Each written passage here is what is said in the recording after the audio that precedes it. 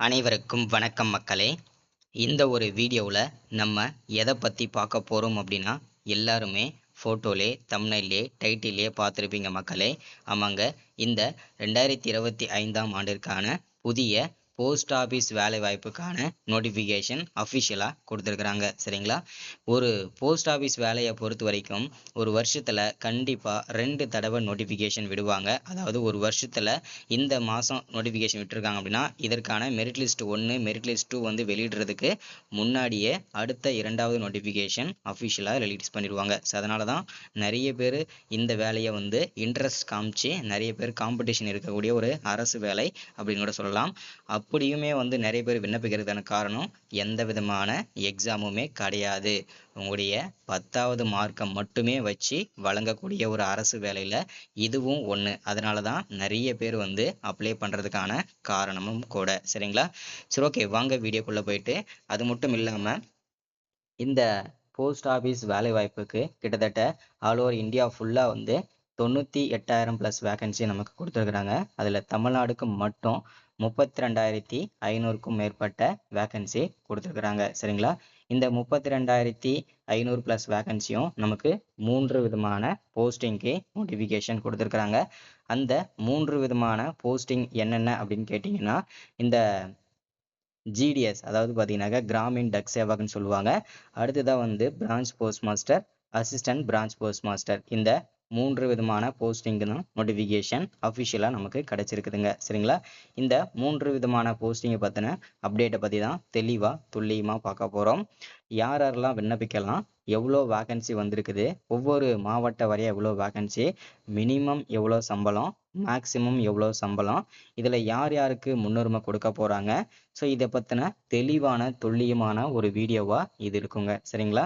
So அது மட்டும் இல்லாமல் அப்ளை பண்ணுறது வந்து ஆன்லைனில் பண்ணணுமா, ஆஃப்லைனில் பண்ணணுமா, அதற்கான வெப்சைட் என்ன, அதற்கான லிங்க் என்ன, அதே போல் வந்து அப்ளை பண்ணுறதுக்கு வந்து பார்த்தீங்கன்னாக்க என்னென்ன டாக்குமெண்ட்லாம் தேவைப்படும், அது என்னென்ன ஃபார்மெட்டில் இருக்கணும், ஸோ இது எல்லாமே தெளிவாக பார்க்கலாம். அதற்கு முன்பாக நமது கவர்மெண்ட் ஜாப் டெய்லி அப்டேட் சேனலுக்கு இப்போ தான் நீங்கள் ஃபர்ஸ்ட் டைமாக முதல் முறையாக நமது சேனலை பார்க்குறீங்க, நமது வீடியோவை பார்க்குறீங்க அப்படின்னா மறக்காமல் சப்ஸ்கிரைப் பண்ணிவிட்டு பக்கத்தில் இருக்கிற பெல் பட்டனை கிளிக் பண்ணி ஆளுன்ற ஆப்ஷனில் போட்டு வச்சுக்கோங்க.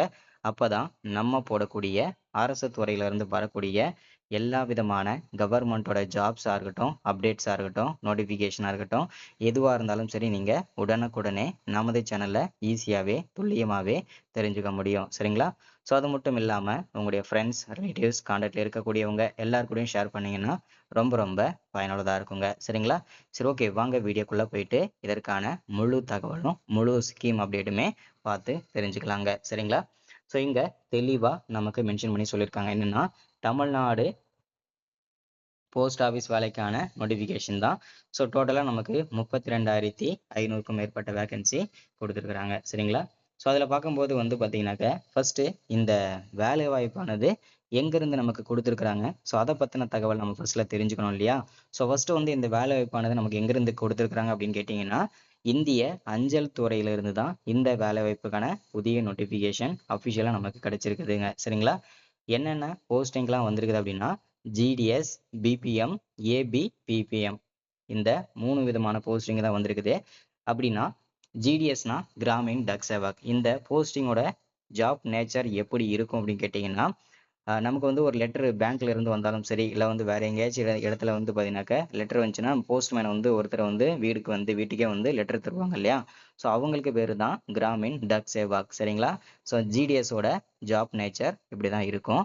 அடுத்ததா பிபிஎம், அதாவது பிரான்ச் போஸ்ட் மாஸ்டர். இவருடைய ஜாப் நேச்சர் எப்படி இருக்கும் அப்படின்னு கேட்டிங்கன்னா, இவருக்கு முழுக்க முழுக்க ஆஃபீஸ் ஒர்க்கு தான் இருக்கும். அதாவது ஒவ்வொரு போஸ்ட் ஆஃபீஸுக்கும் ஒவ்வொரு மாவட்டத்தில் ஹெட் ஆஃபீஸ் இருக்கும். அந்த ஹெட் ஆஃபீஸில் போயிட்டு தான் ஒர்க் பண்ணுற மாதிரி இருக்கும். அங்கே என்னென்ன ஒர்க்லாம் இருக்கும் அப்படின்னு கேட்டிங்கன்னா, அங்கே ஒவ்வொரு பின்கோடுக்கும் எவ்வளோ அட்ரஸ் வந்திருக்குது, லெட்டர் வந்திருக்குது, என்ன பார்சலாம் வந்திருக்குது, அதெல்லாம் கரெக்டாக வந்து ஒவ்வொரு பின்கோடாக வச்சு அதை சிக்னேச்சர் பண்ணி, ஸோ அதை எல்லாமே பிரித்து கொடுக்குறது எல்லாமே சீல் பண்ணி இவர் தான். சரிங்களா?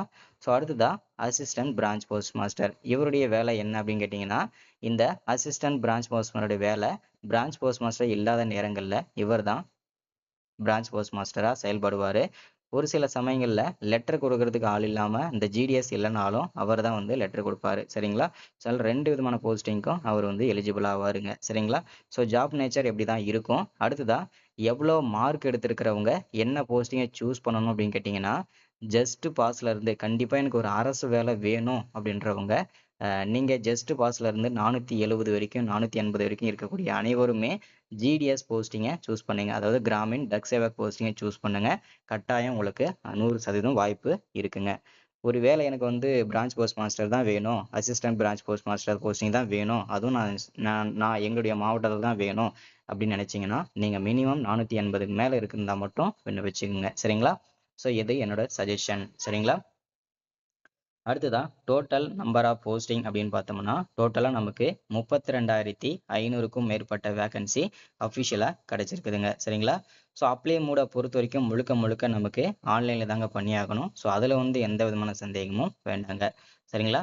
ஸோ அடுத்ததான் வந்து பார்த்தீங்கன்னாக்க யாரெல்லாம் இந்த வேலை வாய்ப்புக்கு விண்ணப்பிக்கலாம் அப்படின்னு கேட்டிங்கன்னா, ஆல் இந்தியா ஃபுல்லாக இருக்கக்கூடிய ஆண்கள் பெண்கள் அனைவருமே இந்த வேலை வாய்ப்புக்கு நம்ம விண்ணப்பிச்சுக்கலாங்க சரிங்களா. ஸோ அடுத்ததான் வந்து பார்த்தீங்கன்னாக்க இதற்கான சம்பளம் வந்து பர் மந்த்துக்கு எவ்வளோ கிடைக்கும் அப்படின்னா 10,000லேருந்து ஸ்டார்ட் பண்ணி 29,000 வரைக்கும் இதற்கான சேலரி வந்து இருக்குங்க. இது வந்து ஜென்ரலாக இருக்கக்கூடிய சம்பளம். இது வந்து ஒரு 5 வருஷம் 6 வருஷம் எக்ஸ்பீரியன்ஸ் ஆனதுக்கப்புறம் உங்களுக்கு வந்து உங்களுக்கு வந்து ஒரு 50,000லேருந்து 60,000 வரைக்கும் சேலரி வந்து இருக்குங்க சரிங்களா. அடுத்ததாக வந்து ஏஜ் லிமிட் வயது வரம்பை பொறுத்த வரைக்கும் பார்த்தீங்கன்னா மினிமம் ஏஜ் வந்து 18 வயசு கம்ப்ளீட் இருக்கக்கூடிய அனைவருமே இந்த போஸ்டிங்கை நீங்கள் விண்ணப்பிச்சுக்கலாம். அடுத்ததான் 40 வயசு வரைக்கும் இருக்கக்கூடிய ஆண்கள் பெண்கள் அனைவருமே இந்த போஸ்டிங்கே விண்ணப்பிச்சுக்கலாங்க சரிங்களா. இது ஜென்ரலாக இருக்கிறவங்க. ஒருவேளை நீங்கள் எஸ்சி எஸ்டி பிடபிள்யூ கேண்டிடேட்டாக இருக்கீங்கன்னா நீங்கள் 40லேருந்து 45 வயசு வரைக்கும் விண்ணப்பிச்சுக்கலாம். உங்களுக்கு 5 வருஷம் வயது தளர்வு. ஒருவேளை நீங்கள் பிசியில் வரீங்க, எம்பிசியில் வரீங்க, எஸ்சிஏல வரீங்க, பிசிஎம்ல வரீங்கன்னா நீங்கள் ஓபிசியில் தான் வருவீங்க. இந்த ஓபிசியில் வரவங்களுக்கு 3 வருஷம் வயது தளர்வு. அவங்களுக்கு 40லேருந்து 43 வயசு வரைக்கும் விண்ணப்பிச்சுக்கலாம். அடுத்ததான் அப்ளிகேஷன் ஃபீஸ் வந்து ஓபிசியில் வரவங்களுக்கு 100 ரூபா ஃபீஸும், எஸ்சி எஸ்டியா பிடபிள்யூல வரவங்களுக்கு எந்த விதமான ஃபீஸும் கிடையாது. பேமெண்ட் எல்லாமே ஆன்லைனில் தாங்க பண்ணணும் சரிங்களா.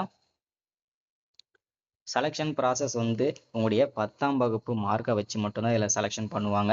ஸோ அதில் வந்து பார்த்தீங்கன்னாக்கா நீங்கள் வந்து டிகிரி பண்ணியிருந்தாலும் சரி, இல்லை மாஸ்டர் டிகிரி பண்ணியிருந்தாலும் சரி, எந்த டிகிரியுமே குவாலிஃபை பண்ண மாட்டாங்க. மினிமம் உங்களுடைய 10ஆவது மார்க்கை வச்சு தான் இதை மெரிட் லிஸ்ட்டு போடுவாங்க சரிங்களா. மெரிட் லிஸ்ட் வந்து 6-7 லிஸ்ட் வரைக்கும் வருவதற்கான வாய்ப்புகள் இருக்குங்க. ஸோ எஜுகேஷனல் குவாலிஃபிகேஷனை பொறுத்த வரைக்கும் மினிமம் நீங்கள் 10ஆம் வகுப்பு தாங்க படிச்சிருக்கணும். மேக்ஸிமம் வந்து எனி டிகிரி நீங்கள் முடிச்சிருந்தாலுமே எலிஜிபிள் தாங்க. அடுத்ததா கடைசியாக நம்ம பார்க்க போகிறது அப்ளை பண்ணுறதுக்கு என்னென்ன டாக்குமெண்ட்லாம் தேவைப்படும் அப்படின்னா, உங்களுடைய passport size photo, signature, Aadhaar card, mobile number, mail ID, education certificate, community certificate, disability certificate, income certificate, self clarification certificate, age ப்ரூஃப்காக உங்களுடைய 10வது மார்க் ஷீட்டு, என்ஓசி சர்டிஃபிகேட் இது எல்லாமே ரொம்ப அவசியமானதுங்க. இந்த வேலை வாய்ப்புக்கு எப்போலேருந்து விண்ணப்பிக்கலாம் அப்படின்னா வரக்கூடிய 25ஆம் தேதியிலேருந்து இந்த வேலைக்கு விண்ணப்பிச்சுக்கலாங்க சரிங்களா. ஸோ இன்றைக்கான வீடியோவில் கவர்மெண்ட் ஜாப் அப்டேட் இதுதான். ஸோ மறக்காமல் ஷேர் பண்ணுங்கள். தேங்க்யூ.